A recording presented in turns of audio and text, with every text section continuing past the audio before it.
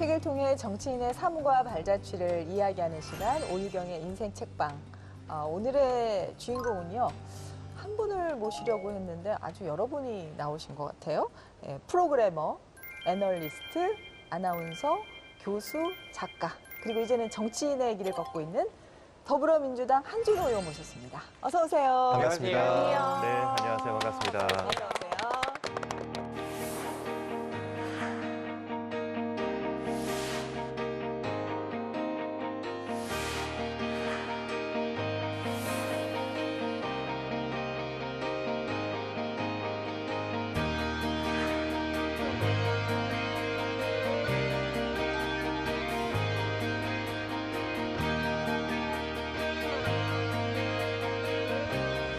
정치란 누군가의 것이 아니라 누구나의 것이고 어딘가에 있는 것이 아니라 언제나 곁에 있는 것이라고 생각합니다. 아플 때 약이 필요하듯 또한 바쁠 때 지름길을 찾듯 언제나 가까이에서 또 여러분 곁에서 함께하는 필요한 정치를 하겠습니다.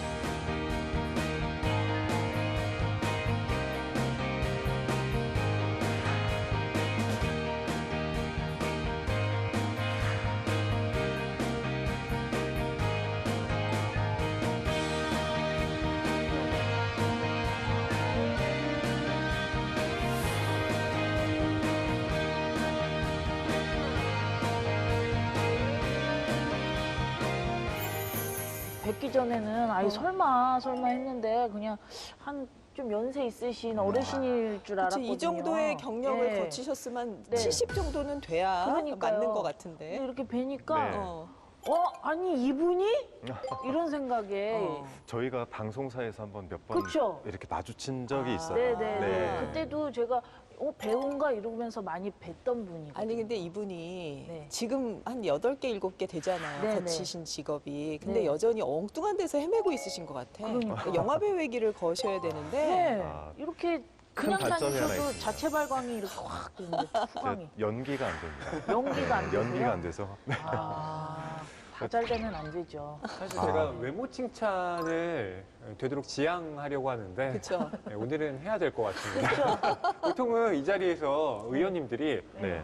평론가인데 평론가답지 않게 생겼네요 맞아, 라고 맞아. 칭찬을 저에게 해주셨는데 매번. 저도 그러려고 오늘은 했는데. 특별히 양보하겠습니다. 오늘 감사합니다. 정말 얼굴 천재. 네. 네. 원래는 우리가 아나운서로 기억을 많이 하고 있는데요. 네. 근데 아나운서 생활을 제 20년 직장 생활 중에서 한 4년 반 정도밖에 하지 못했고요. 그래요? 그래요? 네.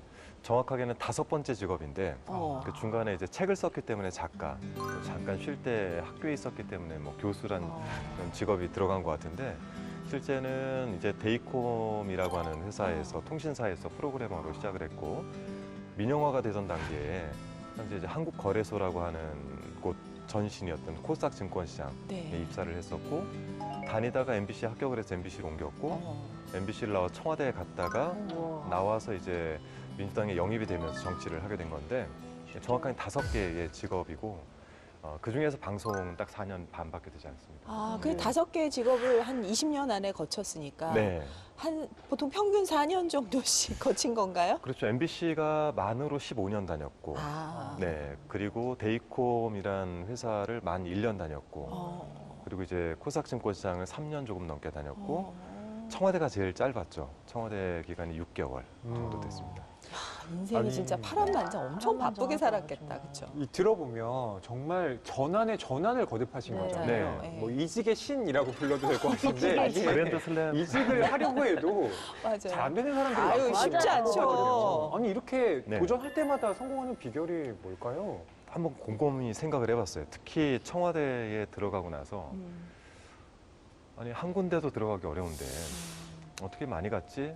라고 생각해 되돌아보니까 사람들이 뭔가 도전할 때 제일 많이 하는 말이 뭔지 아세요?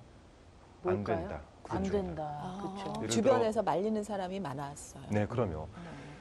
그리고 정치를 시작할 때도 다들 안 된다 그랬어요. 근데 그 안 된다는 말이 저한테는 오히려 도전의식을 불러일으켰던 게 MBC 합격을 하고 나니까 딱 네.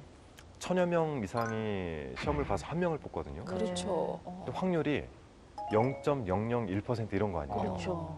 그러니까 다른 사람들이 이야기한 게 다 음. 틀린 말인 거고 어. 오히려 자기의 생각을 가지고 했던 것이 옳은 것이죠. 그래서 아. 제가 그때부터 다른 사람들보다는 저 자신을 믿기 시작했어요. 아. 네, 그게 가장 큰 뭐랄까요? 뭐 비법이라고 하면 비법. 네. 네, 그래서 주변 말을 좀 잘 안 듣고 제 이야기를 많이 합니다.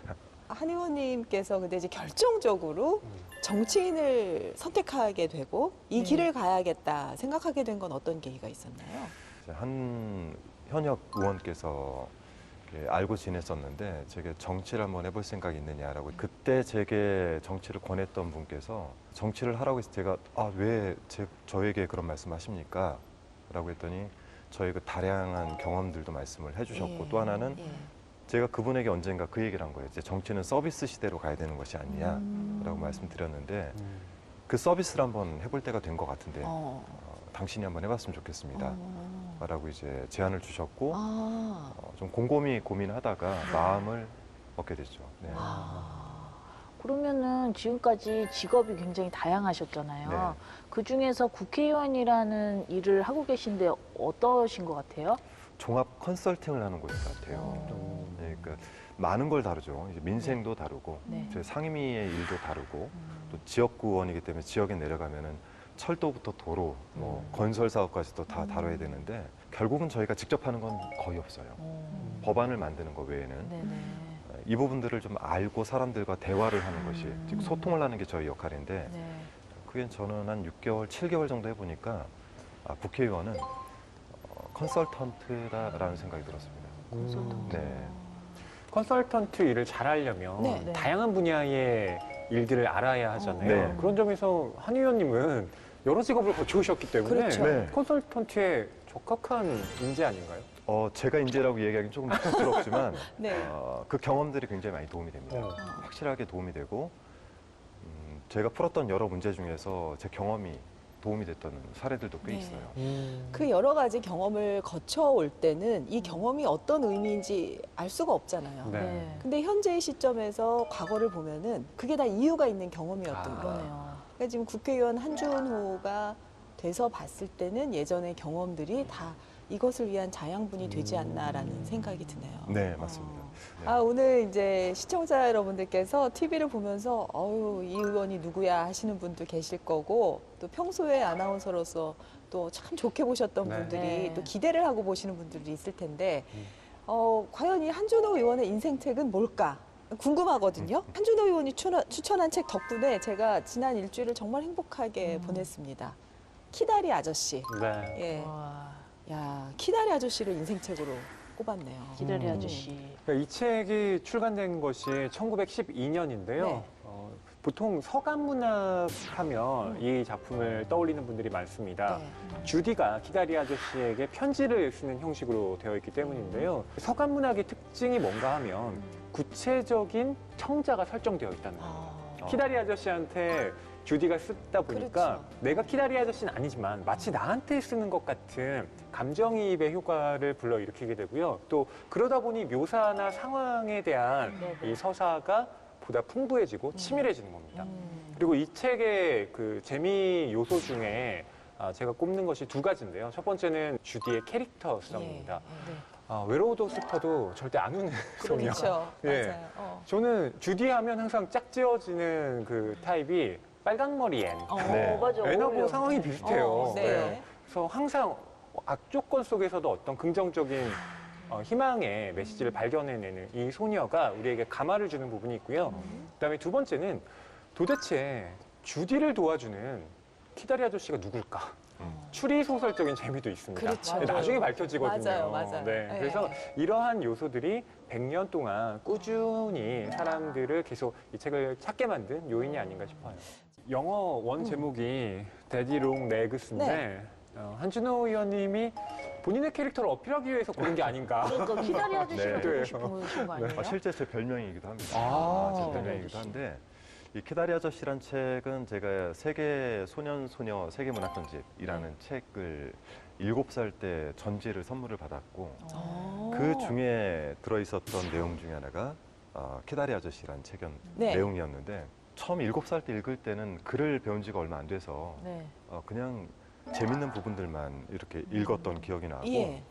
이 책을 16살 될 때까지 제 머리맡에 두고 시간 될 때마다 읽었습니다. 정말요? 네. 그럼 이렇게 정말 잘생겨지는 거예요?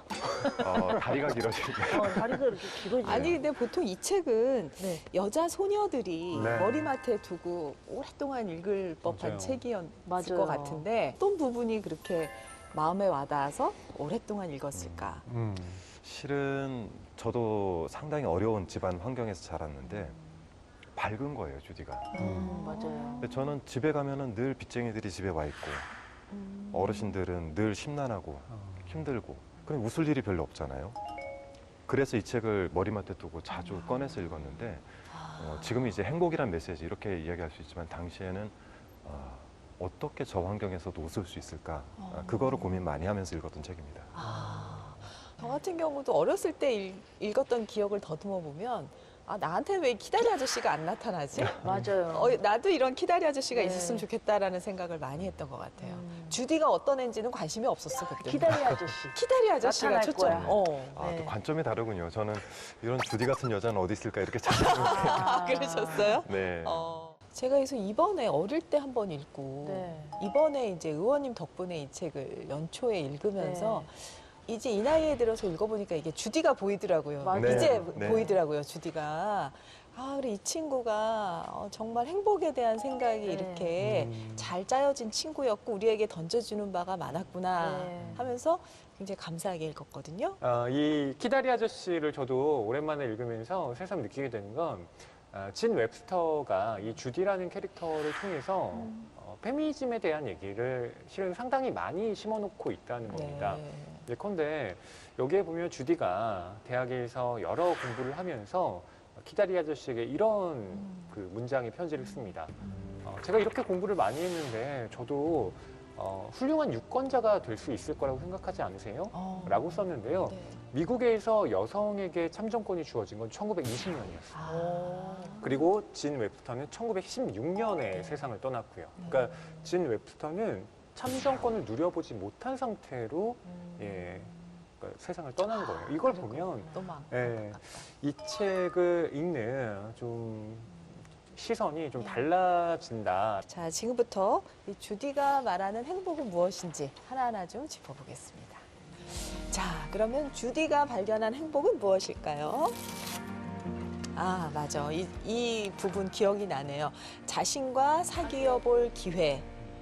주디가 고아원 생활하다가 처음으로 자기 방이 생긴 게 이제 고등학교 입학, 대학교 입학하는 거였죠. 18살, 19살 그때잖아요. 그거를 자기와 사귀어 볼 기회라고 표현을 하더라고요. 그렇죠? 맞아요. 여기에 이렇게 나와 있는데요. 18년 동안 네. 20명이나 되는 아이들과 한 방에서 지내다가 이렇게 혼자 있게 되니 아주 편하네요. 이제야 비로소 제 자신과 사귀어 볼 기회를 갖게 되었어요. 네. 저는 제루샤 에벗을 좋아하게 될 것 같아요. 라고 자기를 쓰고 좋아할 있습니다. 것 같다. 네. 오늘부터 1일 뭐 이런 네. 그렇죠. 근데 네. 이렇게 쓰게 되는 좀 이유를 따져보면 네. 정말 그럴 법합니다. 왜냐하면 제루샤 에벗이 주디의 본명인데요.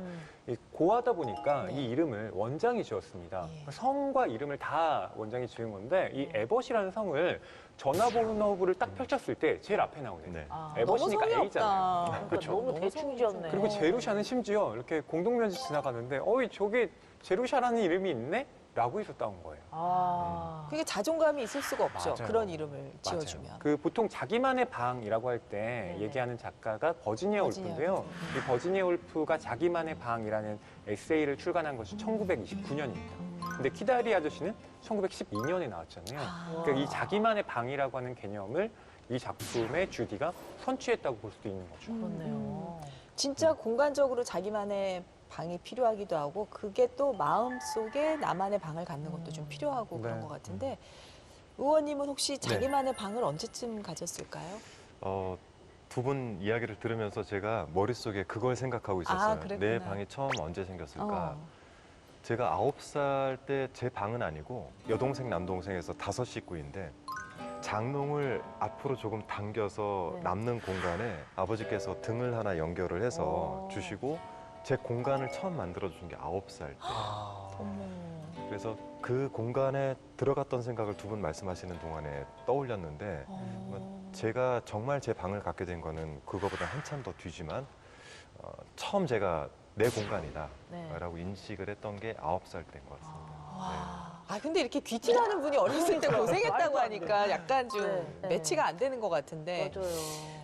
제 세대에서 가장 많이 힘들어지는 상황이 네. 연대보증. 아, 저희 맞아요. 집도 이제 연대보증으로 좀 크게 망하고 그것 때문에 집안에 뭐 많은 분들이 드나들었었죠. 많은 분들이 드나들었던 기억이 있는데 제 이제 어린 시절을 돌아보면 이사를 제가 초등학교 시절에만 16번을 다녔고 그리고 전학을 한 7번 정도를 다녔어요. 초등학교 때만. 어머니가 키가 좀 크셨는데 어머니가 창밖에 머리가 보이면 저도 모르게 가방을 싸요. 그날이 전학 가는 날이니까. 그 주디의 심정이 좀 많이 이해가 되셨겠어요? 저는 감정이입을 요번에 다시 읽으면서 감정이입을 더 많이 했던 것 같아요. 그러니까 16살에 이 책을 놓고 실은 48이 된 해에 다시 읽게 됐는데 네. 잠깐 방배동에서 신문 배급소에서 같이 먹고 자고 살던 기간이 좀 있었는데 어머. 저는 그 생각이 나더라고요. 고아원 얘기가 나올 때 아 맞아 내 공간 하나 없이 하다못해 내 물건 하나 제대로 이렇게 열어놓고 놓을 수 없는 그 상황에서 단지 신문을 배달하고 벌어서 살기 위해서 이렇게 모여있던 그 공간이 떠올랐습니다. 저는 제가 주디를 이렇게 보면서 얘가 나보다 어른이네 했던 그 구절이 있거든요. 예. 그 부분을 꼭 읽어드리고 싶어요. 오늘. 제 얼굴 보지 마시고 주디라고 생각하시고. 듣겠습니다. 네. 네. 하찮은 문제들을 웃음으로 극복하려면 그야말로 정신력이 필요하다고 생각해요. 저는 앞으로 그런 정신력을 가진 사람이 되고 싶어요. 인생이란 능숙하고 정정당당하게 승부해야 하는 게임에 지나지 않는다고 생각할 거예요. 만일 제가 그 게임에서 지더라도 어깨를 한번 으쓱하고는 웃어버릴 거예요. 또 이기더라도 마찬가지일 거고요. 야, 진짜 네. 되게 당당한 소녀인 것 같아요. 이게 백지 답안지를 내고 생각지도 못한 그 설교를 듣는 부분이었는데 네. 시험 못 보면 보통 애들 난 죽었다 큰일 났다 나 막 자존감 떨어지고 나는 차라리 죽는 게 낫다고 이럴 것 같잖아요. 근데 막 이렇게 해맑게 주디를 보면서 혹시 철학자 아니야 이런 생각이 들 정도로. 그러니까 우리가 어린 왕자를 굉장히 네. 쉬운 책이고 아주 어린 나이부터 읽을 수 있지만 네네. 나이 들면서 읽으면 거기에 인생의 진리가 보이는 그러니까. 것처럼 저도 이번에 읽으면서 아 이게 이런 책이었어? 그래서 이 구절이 네. 굉장히 어떻게 보면은 나이 든 어른이 이렇게 후배들한테 해줄 수 있는 말인데 네. 어린 주디의 입을 통해서 지금 나오는 거잖아요. 네, 저도 말씀하셨던 철학자인가? 어떻게 소설가가 썼기 때문에 그렇긴 하겠지만 네네. 이 나이에선 생각할 수 없는 행동들과 말들. 여기 주디가 인생은 게임 같은 거야. 네. 그러니까 지더라도 어깨 한번 으쓱하면 근데 돼라는. 너무 웃음 많이 해. 으쓱? 계속 네. 춤춰야 돼. 자신감이 많아요. 네. 이렇게 하시면 될 것 같아요. 어깨를 으쓱. 으쓱. 의원님이 뭐 지금 어렵다, 뭐 좀 가난했다, 좀 불국이 있었다 얘기했지만 그래도 이 정도 상황이었을 거라고는 아마 상상을 못 하실 거예요. 좀 매치가 좀 너무 안 돼가지고. 군대를 제대하고 와가지고 네네. 그러니까 대학을 안 가고 군대를 간 거 보니까 그때도 이제 상황이 아마 남들하고 네. 좀 달랐던 것 같아. 군대를 갔다 와가지고 네. 노숙자 생활을 했다. 진짜요? 저는 요거 한 줄을 봤습니다. 네. 이거에 대한 얘기를 좀 해주세요. 그러니까 제가 정확하게 노숙했다라고 표현은 안 하는데 노숙자로 이제들 많이 표현을 하시는데 네. 군을 제대했을 때가 95년도였어요. 좀 일찍 갔으니까요. 네. 그 전주를 내려갔는데 집은 잠겨 있고 지금처럼 전화기가 있는 게 아니니 어디 친척집을 갈 만한 그런 것도 없으니 다시 터미널로 가서 버스를 타고 서울로 다시 올라왔어요. 군 생활을 서울에서 했거든요. 어머. 저녁 시간은 다 됐는데 가지고 있는 돈은 얼마 없고 갈 데도 없고 하니까 우연치 않게 하루 노숙을 한 거예요. 근데 그게 일주일이 이어졌죠. 그래서 이제 노숙자라는 표현을 이제 그래서 이제 듣게 됐는데 노숙하던 한 분이 벼룩시장인가요? 그때 한 무가지를 하나 주셨어요. 무가지를 주시면서 젊은 애가 가서 할 일도 많은데 이런 데서 이러지 말고 이거 들고 너 가서 좀 찾아봐. 그래서 그거를 뒤지면서 이제 며칠간을 찾다가 강남 방배동이라는 곳에 있는 모 신문사의 그 신문 배급소에서 취식을 하면서 일을 할 수 있다라고 해서 거기를 들어가게 된 거죠. 그때는 거의 생계 자체가 삶이었던 것 같아요. 그런 상황 지금 상상이 돼요? 저는 소설에서는 많이 봤어요. 근데 이게 현실로 네. 이렇게 존재하는구나. 그리고 주디의 상황과 매우 흡사해요. 네. 맞아요. 네, 그래서 저는 이 인생책이 지금 의원님과 이렇게 매칭되는 느낌이 너무 많이 들어서. 지금 이제 극복이 된 네. 상황이니까 이게 잘못하면 이거 시퍼런 멍이거든요. 그럼요. 지금 많이 극복을 하시고 오히려 네. 지금은 담담하게 얘기를 하고 오히려 이런 이야기들이 또 많은 어려움에 있는 청년들에게 희망을 줄 수 있으니까 이게 그렇죠. 좋은 얘기로 보석이 네. 된 건데 어찌됐건 그 당시에는 와 어떻게 살았지 싶네요. 저도 어떻게 살지라는 고민이 가장 많았어요. 어떻게 살지?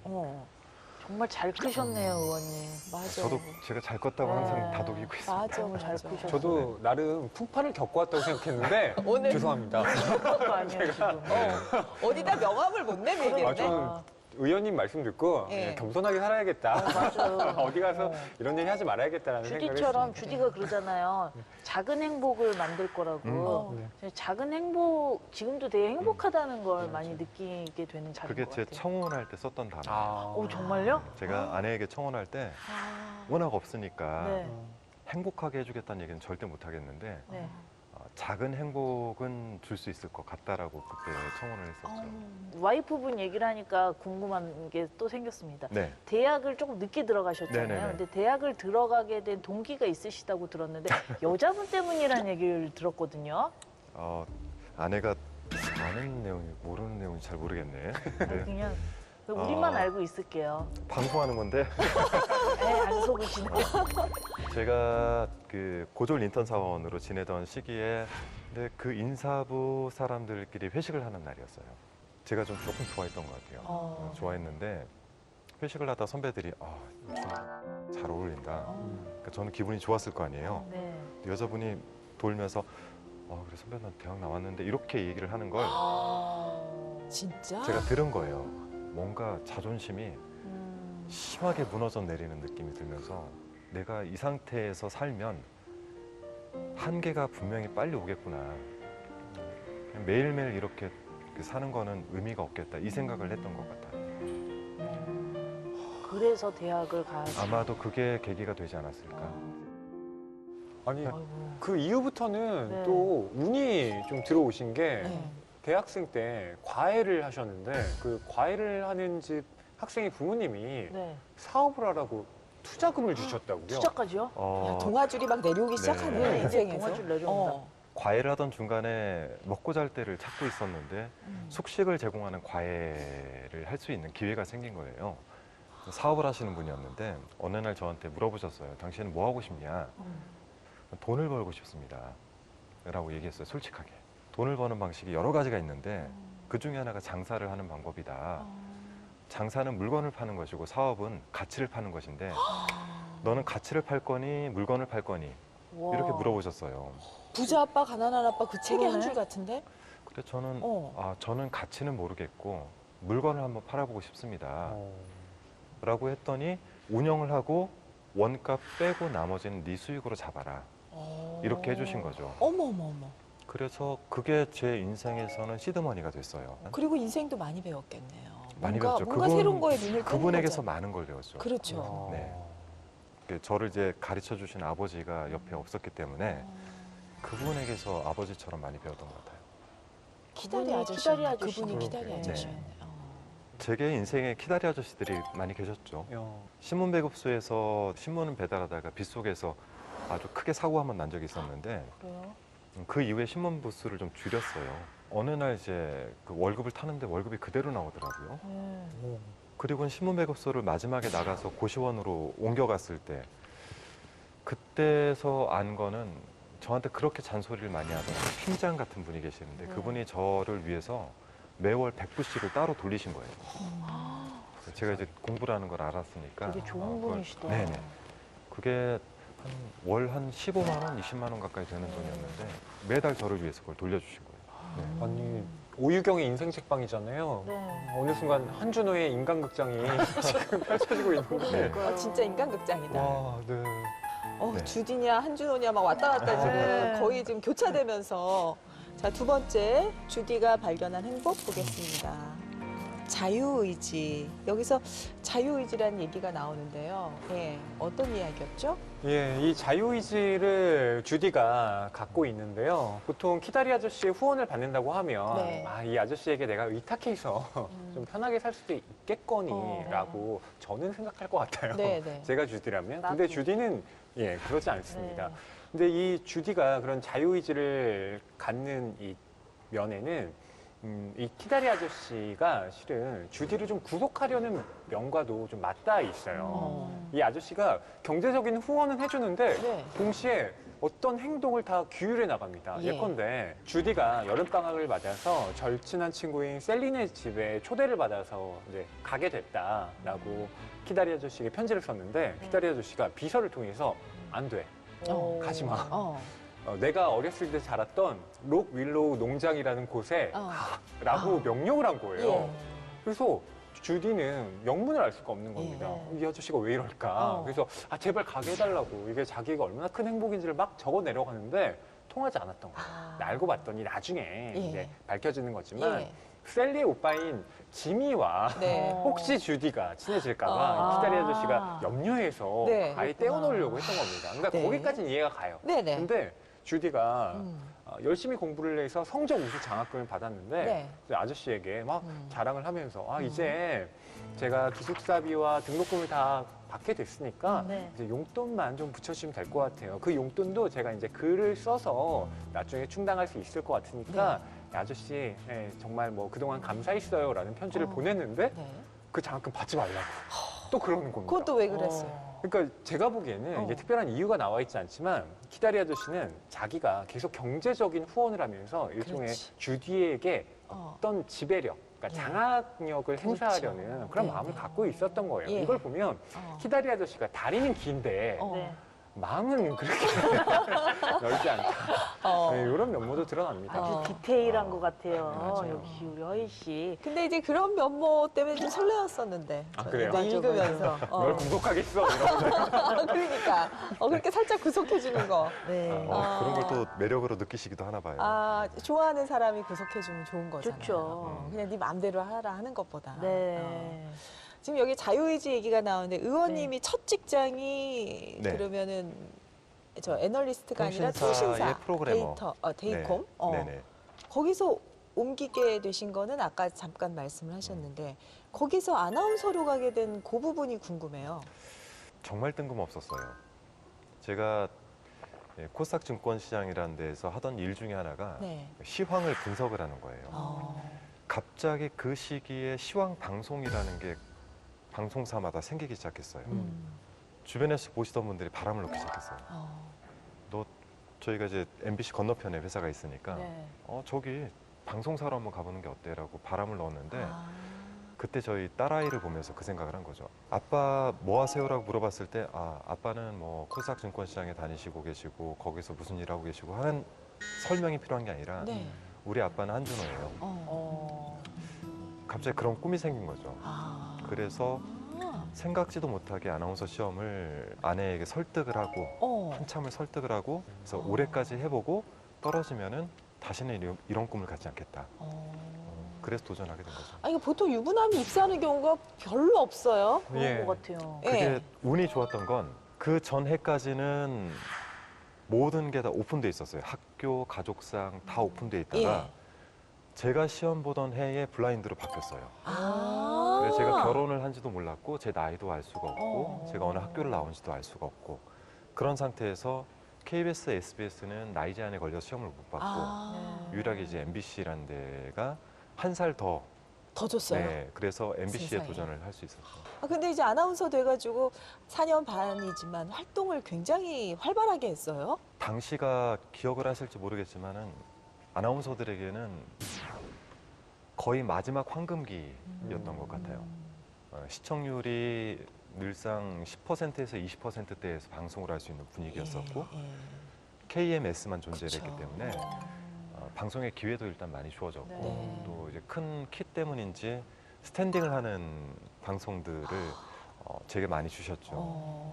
그래서 뭐 닥터스라든지 뭐 퀴즈 프로그램 MC 그리고 방송대상 시상식 같은 이제 시상식들 그리고 쇼바이벌이라고 이영자 씨랑 진행했던 네. 혼자 서서 하는 방송들을 많이 할 수 있던 기회가 이것도 있기 때문에 그 예능 무대, 큰 무대 같은 것도 많이 네네. 쓰시고 네. 화려한 아나운서 생활하셨어요. 근데 왜 노조 활동으로 들어가신 거예요? 노조를 피하기 위해서 유학 준비를 했어요. 일부러. 기수별로 파견을 보내는 형태이기 때문에 아, 그런 게 있어요. 네, 조만간 제 차례가 돌아올 것 같았고 그리고 당시 상황이 좀 무거운 상황이 될 거를 예상을 했기 때문에 유학 준비를 했죠. 앞에 기수의 선배가 부르시더니 네가 이번에 안 들어가면 네 후배가 들어갈 거야. 뭐 반협박이죠. 근데 그리고 나서 이제 좀 고민을 했어요. 고민을 하다가 결국 이제 유학을 포기하고 이제 노조에 들어가게 됐죠.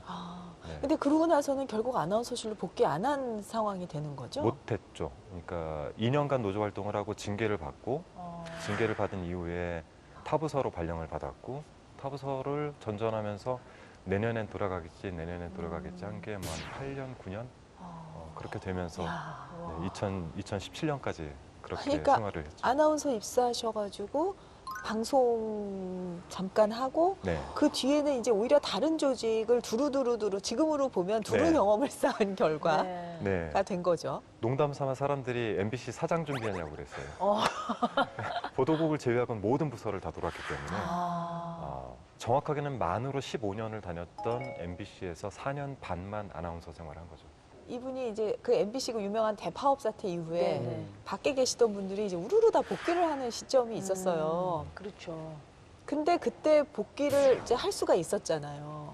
그리고 네. 어떻게 보면은 오랜 동안 파업에 참여했고 노조 활동을 계속했기 때문에 복귀해서 화려한 뭔가가 펼쳐질 수도 있었을 것 같은데 네. 그걸 선택을 안 하셨더라고요. 그때도 이제 고민이 많았는데 실은 2017년에 또 대규모 파업을 했죠.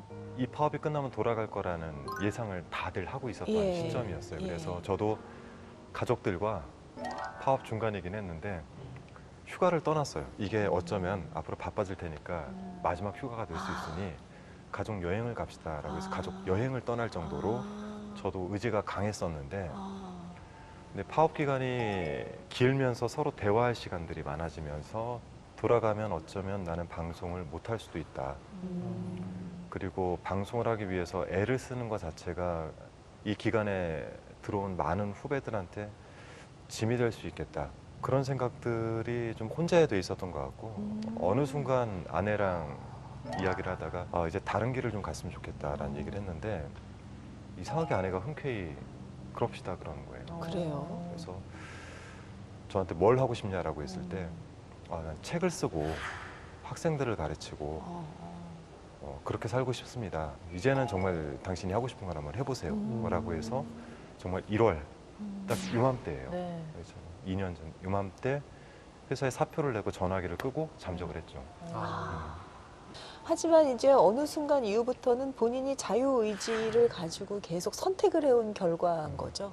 사실 모든 건 다 제 자유의지였어요. 제가 선택을 하지 않은 일로 강요당한 건 없습니다. 뭐 노조도 마찬가지고 그리고 제가 회사에서 방송으로 복귀할 수 있는 기회에 회사를 버리고 나온 것도 마찬가지고 또 정치를 하게 된 것도 실은 누구의 권유라기보다는 제 안에 하고자 하는 의지가 언제서부턴가 있었기 때문에 네. 그 제안을 받아들인 거죠. 네. 그래서 대부분의 것들이 제 자유의지로서 여기까지 흘러온 것이고 이 안에는 많은 운들이 또 작용을 했던 것이고 야, 대하 소설을 지금 읽고 있습니다. 그렇죠? 파란만장하시네요. 네, 정말 파란만장해요. 네, 세 번째입니다. 현재를 사는 것. 이거는 명언이잖아요. 네. 행복은 현재를 사는 것이다. 여기도 그게 나오더라고요. 주디가 기다리 아저씨에게 편지를 보내면서 뭐 거의 철학자 같은 얘기들을 네. 많이 언급하고 있습니다. 그 중에 하나가 삶을 살아가는 데 있어서 가장 중요한 건 작은 것에서 큰 기쁨을 끌어내는 것이 아닐까요? 저는 행복의 비결을 알아냈어요. 그건 현재를 보람 있게 사는 거예요. 라고 네, 얘기를 합니다. 권진영 씨는 어떤 게 행복일 것 같아요? 저는 책을 읽어보고 하니까 뭐 거대한 행복 막 그런 거보다는 허황된 행복보다는 소소한 행복, 네. 작은 행복 이거에 좀 포커스를 둬야겠다는 생각이 들더라고요. 우리 이제는. 평론가님께서는 어떤 행복을 추구하시나요? 그러게요. 행복을요, 네. 국어사전에서 찾아보면 이렇게 적혀 있습니다. 생활에서 충분한 만족과 기쁨을 느끼면서 흐뭇해하는 상태. 네. 근데 저는 여기서 생활이라는 면에 아무래도 이렇게 시선이 가더라고요. 그러니까 기대를 버리고 있다가 권지영 씨를 만났어. 세상에 예전에 내가 개콘에서 봤던 그분이야 막 라고 할 때 이런 게 그런 것도 저한테는 행복. 커다란 행복감인 것 같아요. 예전에 그 사람들이 그런 말을 하면 저 공감을 좀 못했어요. 성취가 행복인 줄 알았어요. 그러니까 뭔가 목표를 정해갖고 그 목표를 내가 이렇게 달성하면은 그게 행복이고 그게 잘 사는 삶인 줄 알았는데 그 순간을 못 즐기고 가더라고요. 맞아요. 요즘 제가 느끼는 행복은 가족을 위해서 밥상 차릴 때가 제일 행복하죠. 콧노래가 나와요. 근데 저는 이제 그거를 여러 번 넘어지면서 알게 된 거예요. 네. 근데 이제 의원님 같은 경우에 의원님 어떤 목표가 있고 그 목표를 향해 달려온 사람인지 네. 그리고 이제 어느 순간 뭔가 달라진 건지 아니면 옛날부터 그렇게 막 목표를 정해놓고 산 스타일은 아닌 건지 그것도 좀 궁금하네요. 맞아요. 주디가 이야기했던 것처럼 보람 있게 사는 것 자체가 네. 또 행복일 수 있고 저는 근데 이제 오늘 행복 얘기를 하면은 지금이 걱정되지 않는 게 늘 행복하다라고 느껴봤거든요. 그러니까 밥 먹는 거 걱정하는 거 불행하잖아요. 그렇죠. 그리고 지금 당장에 걱정거리가 있는 것 자체가 불행하잖아요. 네. 그래서 저는 지금 걱정이 안 들면 행복하다고 늘 생각을 해요. 그거 좋은 말씀이시죠. 행복의 기준이 굉장히 명확하시네요. 낮죠. 낮고 명확합니다. 전 막 높을 줄 알았어요. 내가 저기까지 올라가는 거야. 막 이런 건 줄 알았는데. 국회의원 당선되고 나서 가장 네. 많이 물어봤던 게 야, 너 진짜 행복하겠다. 근데 그 질문에 네. 선뜻 하고 답을 못했어요. 그러니까 보람은 분명히 있는데 네. 그 행복과 보람과 저는 조금 차이는 있지만 보람 있게 매일매일을 사는 것 자체는 행복한 것이고 제가 거기에 기준을 하나 더 낮춰보면은 지금 걱정이 들지 않으면 행복한 것이고 이렇게 생각은 합니다.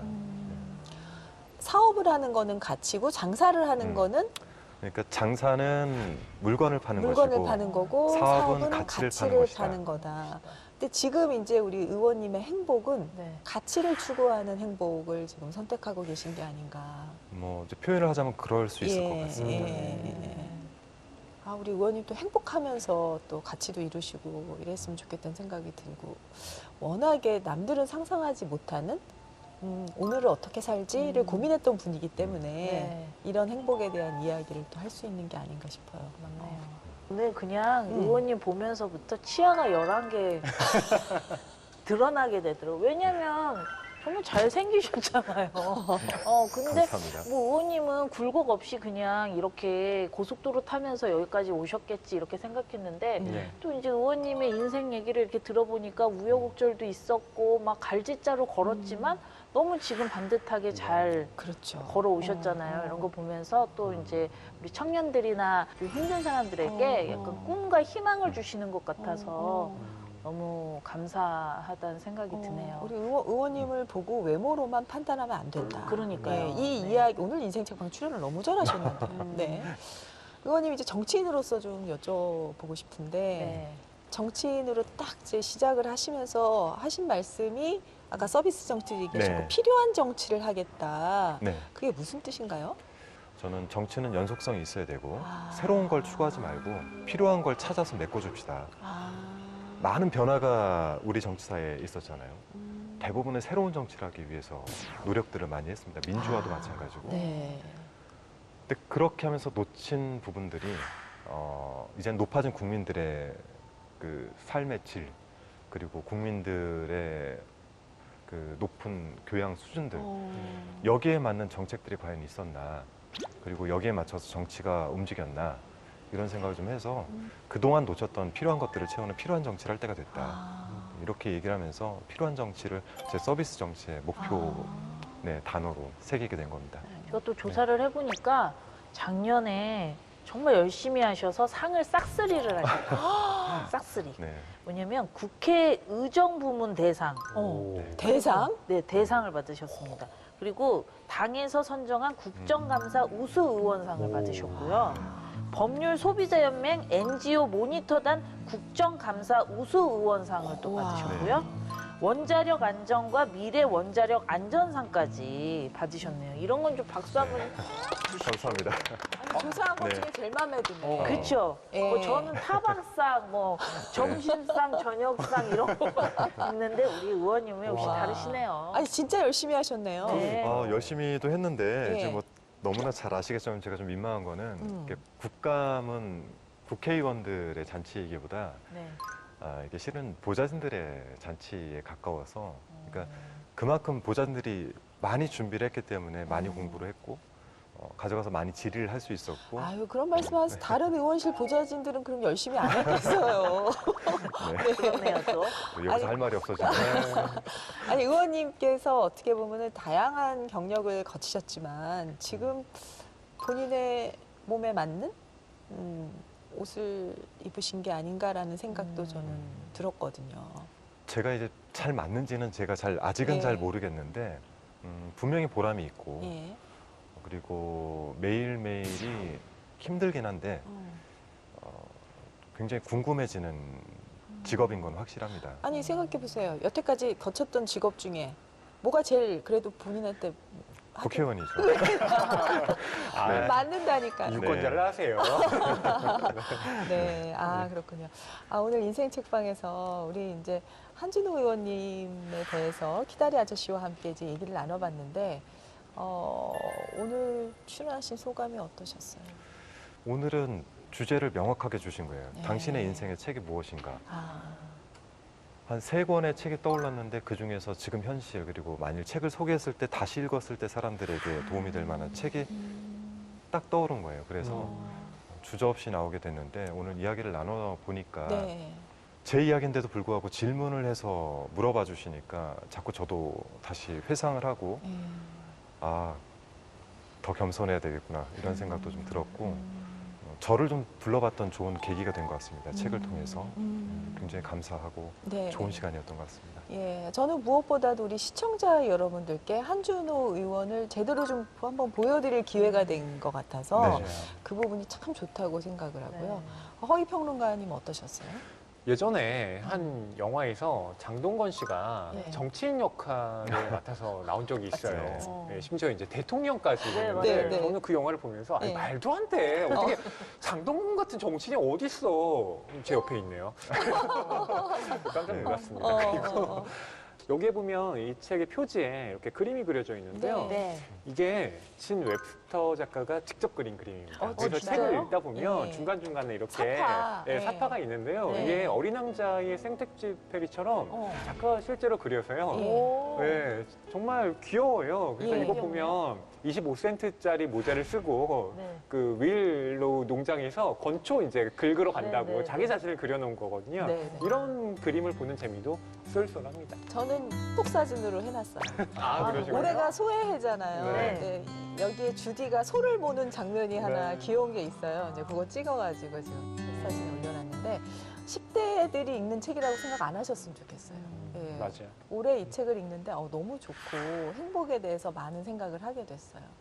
권진영 씨도 이 책을 네. 읽은 소감? 일단 뭐 우리 의원님께 드리고 싶은 말은 이제 직업 너무 많이 바꾸셨으니까 이제 그만 바꾸시고 그렇죠. 그 훌륭한 그 서비스 네. 정신으로 우리 국민들에게 꼭 좋은 선택 많이 받으셔서 좋은 정치 많이 해주셨으면 좋겠습니다. 감사합니다. 와, 네. 멘트 좋았다 네. 오늘. 아, 그래요?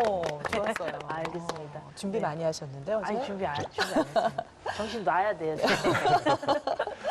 네, 의원님 이제 끝으로 시청자분들에게 좀 하고 싶은 말씀이 있으시면요. 끝으로 제 이름을 한 번 더 맞아. 말씀드리고 저는 더불어민주당의 고양시 을을 지역구로 하고 있는 네. 한준호 의원입니다. 네. 오늘 여러분을 화면을 통해서 참 오랜만에 뵙는 것 같습니다. 그리고 한 7개월간 달려온 의정 활동 자체가 미숙하고 아직은 좀 모자란 면이 있는데 제가 가치로 내세웠던 서비스의 정치 그리고 하고자 하는 필요한 정치에 있어서 단 한순간도 게을러지지 않도록 노력하고 이제 국회의원이라고 해서 결코 이제 권위적인 직업이 아니다. 저는 그렇게 생각을 합니다. 그 자체에서 서비스의 정치가 시작될 수 있다고 생각하기 때문에 저 역시 내려놓고 그리고 겸허한 자세로 제 맡은 임기 내에 여러분께 늘 서비스하는 마음으로 다가가겠습니다. 잘 들어주셔서 감사하고요. 아유, 고맙습니다. 예, 네. 예, 고맙습니다. 네, 의원님. 감사합니다. 우리 더불어민주당 한준호 의원님은 많은 주디들에게 키다리 아저씨가 되어줄 진짜 키가 큰 아저씨입니다. 여러분 앞으로 많이 주목해 주시기 바랍니다. 함께해 주셔서 고맙습니다. 네, 고맙습니다. 감사합니다. 네.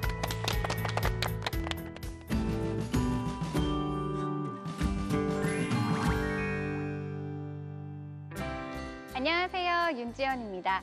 국회 도서관이 추천하는 새로 나온 책과 다양한 추천 테마 도서 소개하는 오늘 뭐 읽지?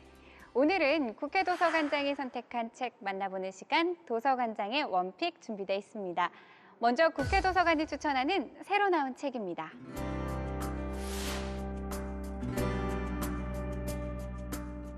세계 대중문화 중심에서 끊임없이 성장하며 자신들의 서사를 써내려가는 아티스트 BTS. 국내에서 손꼽히는 한류 연구자인 서울대학교 언론정보학과 홍석경 교수는 이 BTS의 성공 비밀과 의미에 대해 이야기합니다.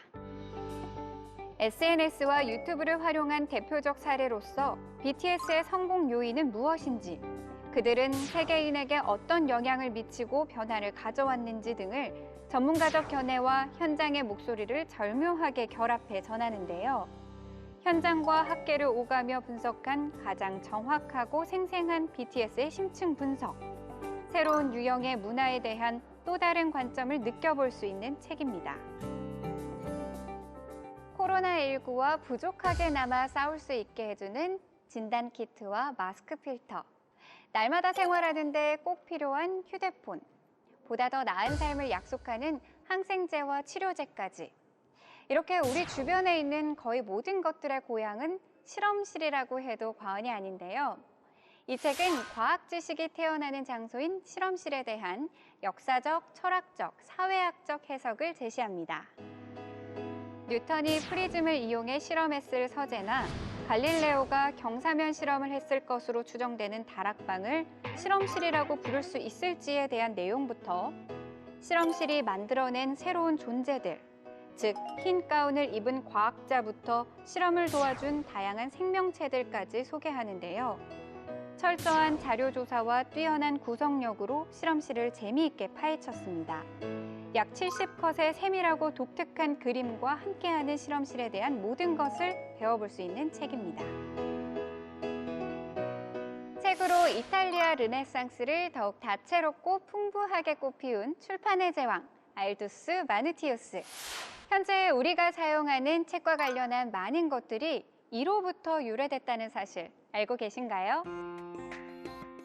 문고본과 베스트셀러라는 말뿐만 아니라 문장 부호인 세미콜론과 아포스트로피, 그리고 악센트까지 그에 의해 만들어진 건데요.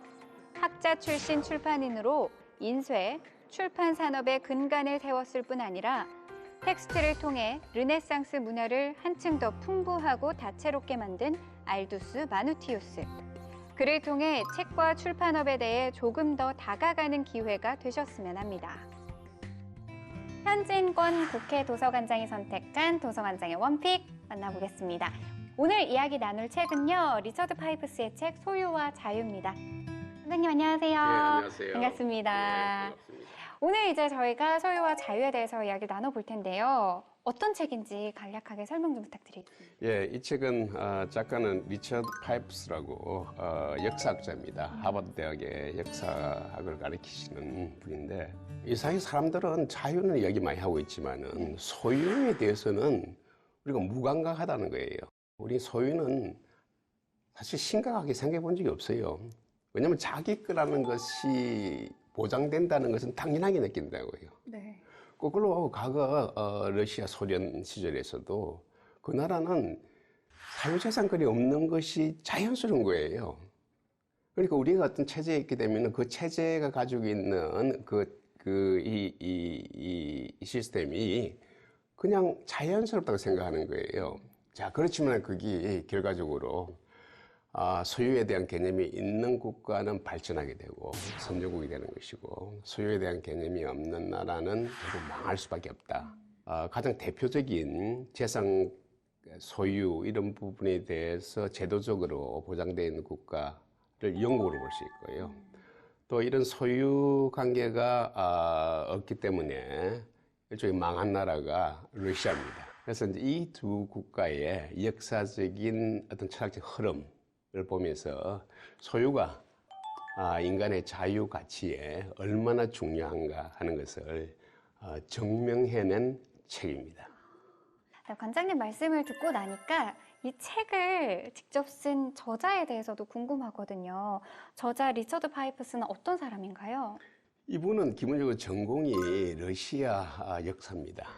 그러니까 러시아가 어떻게 전체주의로 나가고 그리고 어떻게 망했는가 하는 그런 부분에 대해서 연구를 한 그런 분입니다. 실제로 역사학자임에도 불구하고 레이건 대통령 행정부대, 레이건 대통령의 보좌관으로 활동도 한 그런 분입니다. 마지막으로 이 책을 어떤 분들에게 좀 추천하고 싶으신지. 예, 이 책은 사실 국민 교양서라고 볼 수 있습니다. 전 국민적인 교양서가 되었으면 좋겠고요. 특히 자유와 관련되어 있는 자유를 제도로서 보장해 나가는 어떤 그런 정치인이라든지 정치 이반자들은 어떤 제도를 확립하는 것이 그 나라를 발전시키는가 하는 그런 관점에서 좀 넓은 시각에서 한번 볼 수 있는 그런 계기가 되는 그런 책으로 추천하고 싶습니다. 네, 잘 알겠습니다. 네, 지금까지 도서관장님과 함께 책 소유와 자유에 대해서 이야기 나눠봤습니다. 관장님 오늘 도움 말씀 고맙습니다. 네, 감사합니다. 감사합니다. 네. 자세한 책 내용은 국회도서관 홈페이지에서, 다시 보기는 국회방송 홈페이지에서 보실 수 있습니다. 저는 다음 주 새로운 책으로 다시 찾아오겠습니다.